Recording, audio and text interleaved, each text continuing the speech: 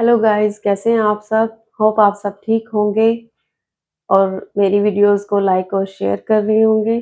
जिन्होंने मेरा channel subscribe नहीं किया है वो मेरा चैनल अभी सब्सक्राइब करें। स्टूडेंट, हम सीडीपी का नेक्स्ट टॉपिक स्टार्ट करने जा रहे हैं जो है हमारा पर्सनालिटी। पर्सनालिटी मीन्स हमारा व्यक्तित्व।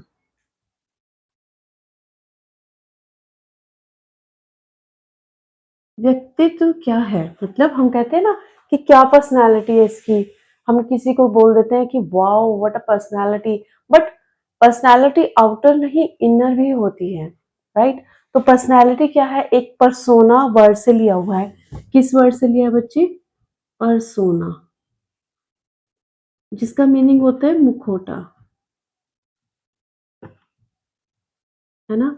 हम किसी को बाहर मिलते हैं सोसाइटी में तो हम क्या कहते हैं कि इसकी कितनी अच्छी पर्सनालिटी है, ये लुक लाइक लाइक बहुत अच्छा लगता है, इसका वे ऑफ टॉकिंग कितना अच्छा है। तो वो सभी किस में आ जाते हैं बच्चे? आपके पर्सनालिटी में आ जाते हैं, राइट? पर्सनालिटी मुखौटा कि किस तरीके का वो बिहेव कर रहा है, राइट? तो इस तरीके से इसको पर्सोना वर्ड से निकला है क्या? हमारा पर्सनालिटी, राइट? उसके बाद क्या होता है बच्चे? एक सेकंड। इसका मतलब ये जो लैटिन वर्ड से लिया है, पहले तो ये देख लीजिए, लैटिन वर्ड से लिया है और इसका मीनिंग होता है मास्क। ये वो वाला मास्क नहीं है जो हमने कोविड में लगाए थे, राइट? तो ये लैटिन वर्ड पर्सोना से निकला है, पर्सनालिटी, और इसका मीनिंग होता है मास्क, राइट? तो इस तरीके से पर्सनालिटी का जो मीनिंग है बच्चे वो है मास्क। ओके, फिर आपसे पूछा जाता है ना कि व्हाट इज पर्सनालिटी, है ना? आप किसी व्यक्ति की पर्सनालिटी से कैसे इंप्रेस हुए हैं, right? Personality is a person unique combination of traits, thoughts, feelings and behaviour. Means उसका कैसा थॉट्स है, उसकी कैसी फीलिंग्स है और उसका बिहेवियर क्या है, मतलब वो सब चीजें क्या है एक इंसान को क्या करती है? इंप्रेस करती हैं, प्रभावित करती हैं, राइट? तो ये पर्सनालिटी जो है एक पर्सन की यूनिक वो है, कॉम्बिनेशन है किस चीज का बच्चे? थॉट्स का, फीलिंग्स का और उसके बिहेवियर का, ट्रेड्स का, राइट? तो इस तरीके से हम पर्सनालिटी को एक्सप्लेन कर सकते हैं। अब जो एग्जामिनर के पॉइंट ऑफ व्यू से जो क्वेश्चन पूछा जाता है, एक तो आपसे ये पूछ लेंगे कि ये किस वर्ड से निकला है, किस लैंग्वेज से निकला है? लैटिन लैंग्वेज के पर्सोना से निकला है जिसका मीनिंग है मास्क, राइट? तो फिर पर्सनालिटी की ये आपकी क्या हो गई? डेफिनेशन होगी। उसके बाद जो पर्सनालिटी है वो क्या है? दो चीजों में हम इसको, मतलब दो पार्ट्स में हम इसको क्या करेंगे? डिवाइड करेंगे। एक तो कहते हैं कि हेरिडिटिकल है, दूसरा कहते हैं एनवायरमेंटल है। यानी कि जो हेरिडिटी है इसको कहते हैं आपके वंशानुगत, यानी कि वंश से आपको मिली है। एक कहते हैं कि वातावरण से आपको मिली है। तो इस तरीके से क्या है जो पर्सनालिटी है, एक तो हमें हेरिडिटिकली मिली है, हमारे पेरेंट्स से मिली है। लाइक हमारे पेरेंट्स की अगर पर्सनालिटी बहुत अच्छी है, वो लुक लाइक बहुत अच्छी है, या उनका जो वे ऑफ टॉकिंग होता है हम उनसे ही बोलना सीखते हैं, तो ये सारी चीजें जो है क्या है? हमें हेरिडिटी से मिली है। कुछ लोग ये कहते हैं, कुछ कहते हैं कि नहीं नहीं एनवायरमेंट से मिली है। कैसे मिली एनवायरमेंट से? हम सोसाइटी में क्या करते हैं, किसी का देखते हैं कि इसका बिहेवियर क्या है और ये किस तरीके से बात कर रहा है, इसके थॉट्स क्या हैं, तो हम उनसे क्या हो जाते हैं? इंप्रेस हो जाते हैं। तो वो क्या है? हम एनवायरनमेंट से ले रहे हैं। तो इसे अलग अलग तरीके से बताया कि हेरिडिटिकली है और एनवायरमेंटल से हमें मिली है क्या बच्चे? Personality, right? तो आपसे ना एक क्वेश्चन पूछा जाता है कि जो ये पर्सनैलिटी है, क्वेश्चन पूछा जाता है कि ये आपको वंशानुगत प्लस वातावरण से मिली है या फिर वंशानुगत मल्टीप्लाई वातावरण से मिली है। तो बच्चे देखो, ये इन दोनों के जुड़ने से नहीं मिली है, ये इन दोनों के मल्टीपल से मिली है। तो हमारा आंसर ये होगा। यानी कि ये क्या कह रहा है कि जो हमारी पर्सनालिटी है ना बच्चे, उस इन दोनों का क्या है? संयुक्त गुणनफल है, यानी कि संयुक्त गुणनफल है, गुणनफल है। क्या चीज बच्चे? हमारी पर्सनालिटी या व्यक्तित्व। तो हमारे पास जब क्वेश्चन आएगा तो जो हेरिडिटी मल्टीप्लाई एनवायरमेंट होगा उसका क्या होगा, वो हमारा राइट आंसर होगा। तो इस तरीके से जो हमारी पर्सनालिटी है बच्चे, वो हमारी हेरिडिटी और एनवायरमेंट के गुणनफल से मिली है, मल्टीप्लिकेशन से मिली है, मल्टीपल हो जाती है। और ये भी कहा जाता है कि ये इन दोनों का संयुक्त देन है, संयुक्त गुणनफल की देन है। क्या बच्चे, हमारी पर्सनालिटी। तो इस तरीके से आप इसको, जो ये पर्सनालिटी है, इसको एक्सप्लेन कर सकते हैं। उसके बाद क्या आ जाता है, वेरी वेरी इंपॉर्टेंट क्वेश्चन है बच्चे, स्टार लगा लीजिए, इसमें से पक्का क्वेश्चन आता है कि जो हमारी पर्सनालिटी है वो उसके क्या टाइप है, राइट। सबसे पहले हम डिस्कस करेंगे शेल्डन। शेल्डन क्या कह रहा है कि पर्सनालिटी को 3 पार्ट्स में डिवाइड किया है। किसने बच्चे, शेल्डन ने। और 3 पार्ट्स कौन से हैं वो बच्चे, वो हैं हमारे मीजोमॉर्फिक, एंडोमॉर्फिक और तीसरा है हमारा एक्स्ट्रोमॉर्फिक। ये जो हमारा एंडोमॉर्फिक है ना, लुक लाइक बहुत ही मतलब हट्टे खट्टे तकड़े मस्ती वाले बंदे होते हैं, जो है ना, जो मस्ती में रहते हैं हमेशा, है ना, इनकी पर्सनालिटी अलग ही होती है ना, एंडी बंदे, है ना, राइट। तो ये क्या है, हमारे जो मस्ती में रहते हैं लोग, ये शेल्डन ने बताया है कि जो मस्ती में रहने वाले लोग होते हैं उन्हें हम एंडोमॉर्फिक की कैटेगरी में रखते हैं। उसके बाद है मीजोमॉर्फिक। मीजो से मिसना सा वर्ड नहीं होता एक, कि वो अपने मन मन में ही क्या करता रहता है, कुछ ना कुछ, मतलब क्या होता है, लंबे चौड़े होते हैं, है ना, ये खेलकूद में अच्छे होते हैं, हुष्ट पुष्ट होते हैं, है ना, उस मतलब सब कुछ आता होता है इनको, यानी कि ये जो खेलकूद में अच्छे होते हैं मीजोमॉर्फिक। और क्या होते हैं, हुष्ट पुष्ट मतलब पूरे फिट होते हैं। और क्या है बच्चे, ये हमारे मीजोमॉर्फिक की कैटेगरी में आते हैं। यानी कि जो हमारे क्या है, जो मीजोमॉर्फिक है वो एक तो एनर्जी वाले होते हैं ये, है ना, एनर्जी इनके अंदर बहुत ज्यादा होती है, लंबे चौड़े होते हैं, एनर्जी होती है इनके अंदर, लंबे चौड़े होते हैं, वो सारे किस में आते हैं, हमारे मीजोमॉर्फिक में आते हैं। एक्स्ट्रोमॉर्फिक कौन होते हैं, एक्स्ट्रोमॉर्फिक, एक्स्ट्रामॉर्फिक, है ना, जो पतले पतले से नहीं होते हैं और बहुत ज्यादा एटीट्यूड लगा लीजिए, या इस तरीके से आपसे बात करते हैं कि उनमें कोई कमी नहीं है, या वो बहुत ही ज्यादा क्या है, पावरफुल है ना, कि जैसे होता है ना, ऐसे बोलते हैं कि हाथ लगा के दिखा, मैं तुझे अभी बताता हूँ, है ना। एक्स्ट्रोमॉर्फिक मतलब बहुत ही पतले और कमजोर से होते हैं देखने में, पतले और कमजोर होते हैं देखने में, लेकिन जैसे उनका वे ऑफ टॉकिंग होता है ना, तो वो क्या करते हैं कि आजा तुझे वहां देख लूंगा, ये कर लूंगा, वो कर लूंगा, तो वो एक्स्ट्रोमॉर्फिक में आते हैं। तो शेल्डन ने 3 टाइप से क्या है, पर्सनालिटी को डिवाइड किया है। एंडोमॉर्फिक जो मस्ती में रहने वाले लोग होते हैं, मिजोमॉर्फिक जो खेलकूद में अच्छे होते हैं, फिट होते हैं, बॉडी बनी हुई होती है उनकी, लंबे चौड़े होते हैं, हट्टे कट्टे होते हैं, है ना, वो हमारे मिजोमॉर्फिक में आते हैं। एक्स्ट्रोमॉर्फिक पतले से कमजोर से, है ना। तो इस तरीके से शेल्डन ने 3 पार्ट्स में पर्सनालिटी को डिवाइड किया। उसके बाद है बच्चे जुंग।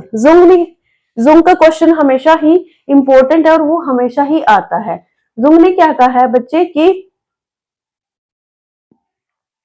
जो सॉरी पर्सनालिटी होती है ना, वो अंतर्मुखी, मतलब अपने आप में ही क्या होते हैं, वो बिजी से रहते हैं ना, अपने आप में ही लगे रहते हैं, अपने क्या करते हैं, जो व्यक्ति अपने आप में रहते हैं, जो व्यक्ति क्या है, अपने आप में मस्त रहते हैं, अपने आप से ही बातें करते रहते हैं, अपने आप में रहते हैं, है ना, चुप चुप से नहीं रहते हैं कुछ लोग, तो वो अंतर्मुखी होते हैं।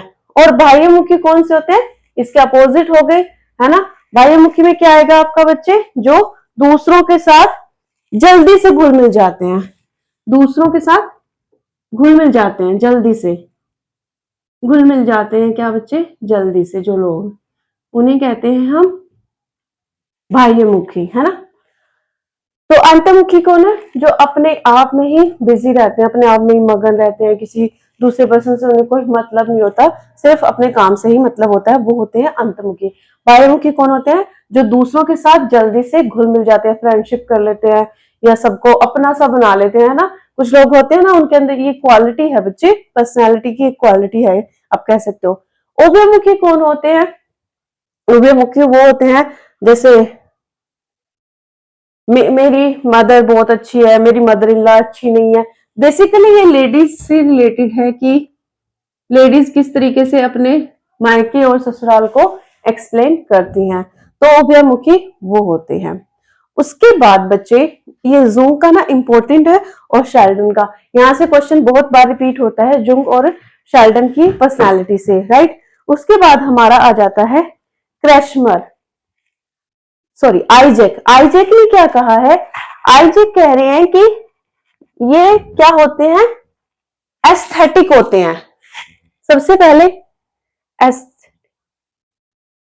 ओह एक सेकेंड, आइजैक ने क्या कहा है बच्चे? आइजैक ने कहा है ये अंतर्मुखी होते हैं, है ना। जैसे अभी हमने बात की थी कि अंतर्मुखी कौन से होते हैं? जो अपने आप में रहते हैं। बाह्यमुखी जो दूसरों के साथ जल्दी से घुल मिल जाते हैं। तो दो तो हमें यहीं से क्लियर हो गए। उसके बाद है साइकेटिक। साइकेटिक क्या होते हैं बच्चे, है ना? इनको क्या बोलते हैं? साइकेटिक वो होते हैं समाज के विरोधी, अपराध की तरफ चले जाते हैं। साइकेटिक है ना, साइको सा है, अपराध की तरफ चले जाते हैं, है ना। अपराध करते हैं जो लोग, जैसे हम कहते हैं ये तो साइको है, इसको तो मतलब सोसाइटी में रहने नहीं देना चाहिए। समाज के जो विरोधी होते हैं, समाज में मतलब जैसे हम कहते हैं ना कि कुछ ना कुछ प्रॉब्लम से क्रिएट करके रखते हैं हर जगह। साइको टाइप के लोग होते हैं ना, इसने ऐसे कर दिया, या फिर मारधाड़ कर देते हैं, किसी को भी वो कर देते हैं, हार्म कर देते हैं, तो वो साइकेटिक में आते हैं, अपराध वाले। उसके बाद है बच्चे आपका न्यूरोटिक, जो क्या है? स्वयं के विरोधी होते हैं। स्वयं के विरोधी कैसे होते हैं बच्चे? जो खुद को ही क्या कर लेते हैं?